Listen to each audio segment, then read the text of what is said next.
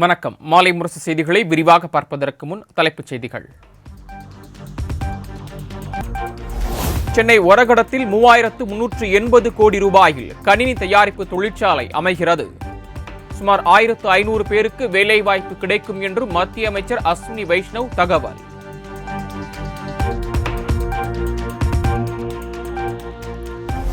Online விளையாட்டுகள் மூலம் கிடைத்த வருவாய் கடந்த 6 மாதங்களில் 6909 கோடியாக உயர்வு. மத்திய நிதியமைச்சர் நிர்மலா சீதாராமன் பேட்டி.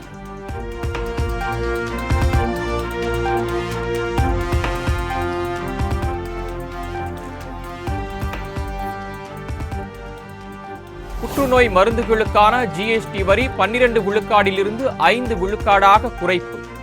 மருத்துவ சுகாதார காப்பீட்டு விகிதத்தை குறைப்பது குறித்து அடுத்த கூட்டத்தில் முடிவு செய்யப்படும் என நிர்மலா சீதாராமன் அறிவிப்பு.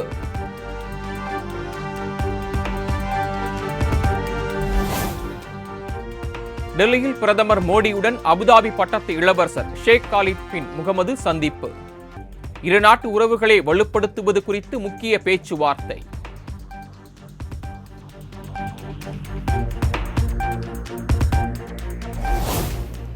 தமிழ் உட்பட தாய்மொழியில் மாணவர்கள் கல்வி கற்பதை எதிர்க்கிறீர்களா?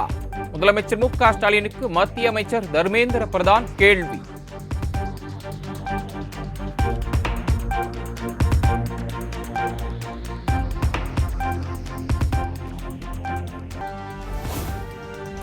டெல்லியில் பட்டாசு தயாரிக்கவும் விற்பனை செய்யவும் ஜனவரி 1ஆம் தேதி வரை தடை. காற்று மாசு அதிகரித்து வரும் நிலையில் மாநில சுற்றுச்சூழல் துறை அமைச்சர் கோபால் ராய் அதிரடி உத்தரவு. நாகை கன்னியாகுமரியில் பரவலாக கனமழை. கிருஷ்ணகிரி மாவட்டத்தின் பல்வேறு பகுதிகளில் 1 மணி நேரம் நீடித்த மழையால் மக்கள் மகிழ்ச்சி.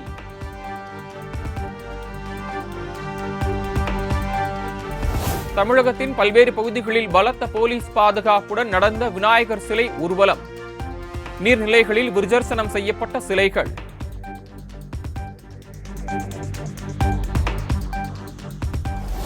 நெல்லை மாவட்டம் ராதாபுரம் அருகே முன்விரோதம் காரணமாக 3 வயது சிறுவன் படுகொலை.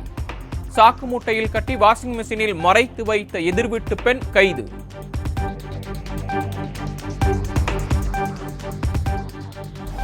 நெல்லை மாவட்டம் ராதாபுரத்தில் 3 வயது சிறுவன் சஞ்சய் கொலை செய்யப்பட்ட விவகாரம். மாவட்ட காவல் கண்காணிப்பாளர் கோரிக்கையை ஏற்று இரவே உடற்கூறு ஆய்வு செய்ய மாவட்ட ஆட்சியர் பரிந்துரை.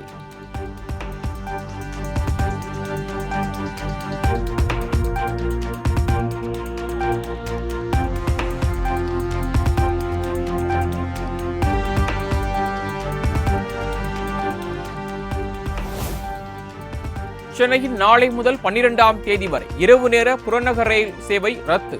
சென்னை கடற்கரை, தாம்பரம், அரக்கோணம், திருவள்ளூர் ரயில் சேவை ரத்து செய்யப்படுவதாக தெற்கு ரயில்வே அறிவிப்பு.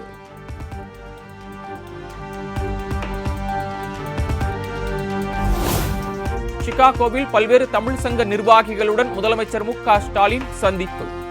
முதலீடுகளை ஈர்க்க அமெரிக்கா சென்றுள்ள நிலையில் முதலமைச்சரை சந்தித்து வாழ்த்து.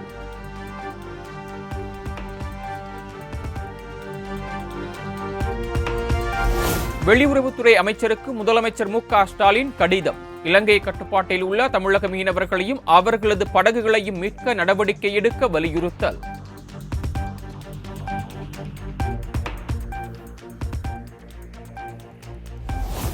பரந்தூர் புதிய விமான நிலைய திட்டத்திற்கு சுற்றுச்சூழல் தாக்க ஆய்வு மற்றும் மேலாண்மை திட்டம் தயார் செய்ய மத்திய சுற்றுச்சூழல் அமைச்சகம் அனுமதி. பரந்தூர் சுற்று வட்டாரத்தில் உள்ள 20 கிராமங்களை உள்ளடக்கி அமைகிறது பசுமை விமான நிலையம். பரந்தூர் விமான நிலைய விவகாரத்தில் விவசாயிகளுடன் கலந்தாலோசித்து பேசி தீர்வு காண வேண்டும். தமிழ்நாடு அரசுக்கு அதிமுக பொதுச் செயலாளர் எடப்பாடி பழனிசாமி வலியுறுத்தல். அழைத்து முறையாக பேச்சுவார்த்தை நடத்தி அது ஒரு தீர்வு காண வேண்டும். அந்த மக்களுடைய பிரச்சனை என்ன, என்னென்ன கோரிக்கை வைக்கிறாங்க, அதையெல்லாம் ஒரு குழு அமைத்து அந்த குழுவின் மூலமாக தீர்வு காண வேண்டும். அதுதான் என்னுடைய நிலைப்பாடு.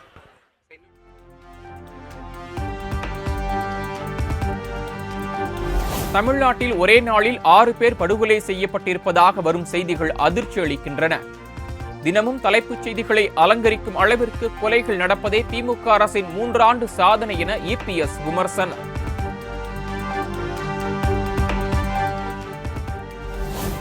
மறைந்த முன்னாள் முதல்வர் கருணாநிதிக்கு பேனா நினைவு சின்னம் அமைப்பதற்கு எதிரான வழக்கு. சுற்றுச்சூழல் தாக்கம் குறித்து ஆய்வு செய்து விரைந்து அறிக்கை தாக்கல் செய்ய தமிழக அரசுக்கு தென்மண்டல பசுமை தீர்ப்பாயம் உத்தரவு.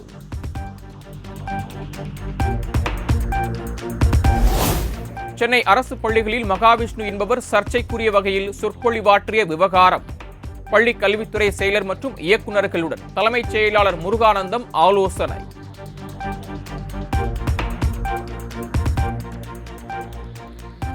மகளிர் சுய உதவி குழுக்களுக்கு இந்த ஆண்டு 35,000 கோடி ரூபாய் கடன் இணைப்பு திட்டம் வழங்க இலக்கு.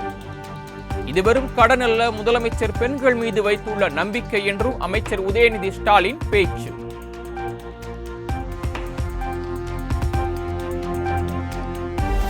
உயர்கல்வியில் இந்தியாவிலேயே தமிழ்நாடு சிறந்த இடத்தில் உள்ளதாக அமைச்சர் உதயநிதி ஸ்டாலின் தகவல். அரசே மக்களை தேடி வந்து திட்டங்களை வழங்கி வருவதாகவும் பெருமிதம். இந்தியாவிலேயே தமிழ்நாடு தான் முதல் இடம். டாப் ரேங்கிங் இன்ஸ்டிடியூட்ஸ் என்று சொல்லக்கூடிய உயர்கல்வி நிறுவனங்களை கொண்ட நம்பர் 1 மாநிலமா இன்றைக்கு தமிழ்நாடு திகழ்ந்து கொண்டிருக்கிறது. அரசு பள்ளிகளில் படித்த 100க்கும் அதிகமான மாணவர்கள் இன்றைக்கு ஐஐடி, என்ஐடி,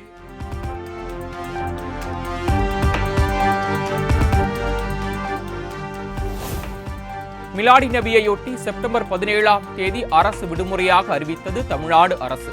செப்டம்பர் 16ஆம் தேதிக்கு பதில் 17ஆம் தேதி மிலாடி நபி கொண்டாடப்படும் என தமிழக அரசின் தலைமை காஜி அறிவித்திருந்த விடுமுறை தேதி மாற்றம்.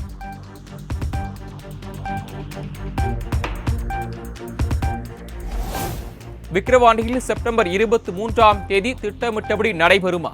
புசி ஆனந்த் உள்ளிட்ட நிர்வாகிகளுடன் நடிகர் விஜய் சென்னையில் ஆலோசனை.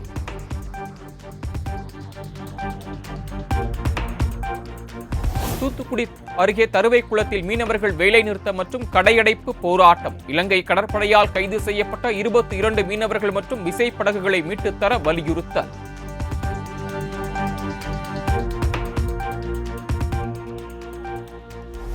குத்தகை பாக்கி காரணமாக சென்னை ரேஸ் கோர்ஸுக்கு சீல் வைக்கப்பட்ட விவகாரம். உரிய கால அவகாசம் வழங்காமல் குத்தகை ரத்து செய்யப்பட்டதாக தமிழக அரசுக்கு சென்னை உயர்நீதிமன்றம் கண்டனம்.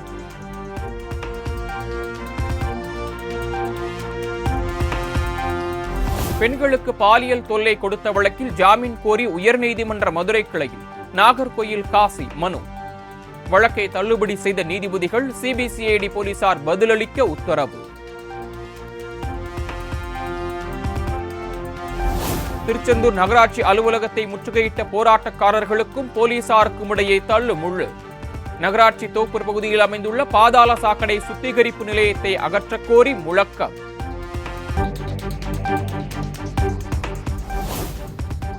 பொள்ளாச்சியில் பேருந்து இருக்கைக்காக பஸ்ஸை மறித்த இளம்பெண் போராட்டம். 2 பெண்களுக்குள் நடந்த வாய் தகராறால் திணறிய பேருந்து பணியாளர்கள்.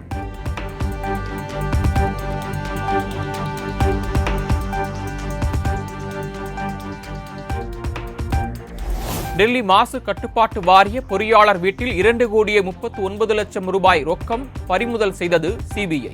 பொறியாளர் மற்றும் இடைத்தரகரை கைது செய்து விசாரணை.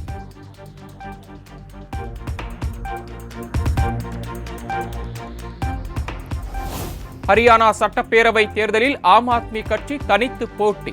முதற்கட்டமாக 20 பேர் கொண்ட வேட்பாளர்கள் பட்டியல் அறிவிப்பு.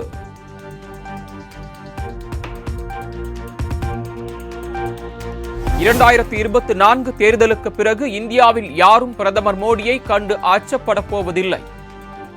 அமெரிக்காவின் டலாஸ் நகரில் நடைபெற்ற பொதுக்கூட்டத்தில் ராகுல் காந்தி விமர்சனம்.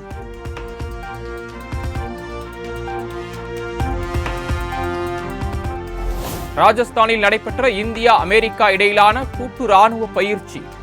வரும் 22ஆம் தேதி வரை நடைபெறும் பயிற்சியில் தரைவழி மற்றும் வான்வழி தாக்குதல் குறித்து இரு நாட்டு வீரர்களும் பயிற்சி.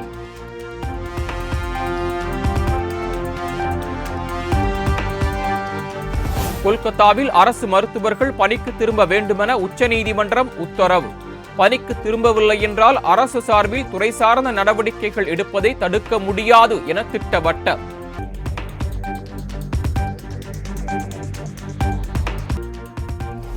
ஆசிய சாம்பியன்ஸ் டிராபி ஹாக்கி போட்டியில் ஜப்பானை வீழ்த்தி தொடர்ந்து 2வது வெற்றியை பதிவு செய்தது இந்திய அணி.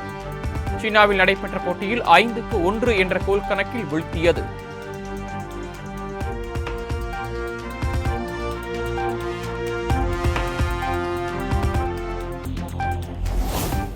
அஜர்பைஜானில் விடாமுயற்சி படப்பிடிப்பில் நடிகர் அஜித் குமார்.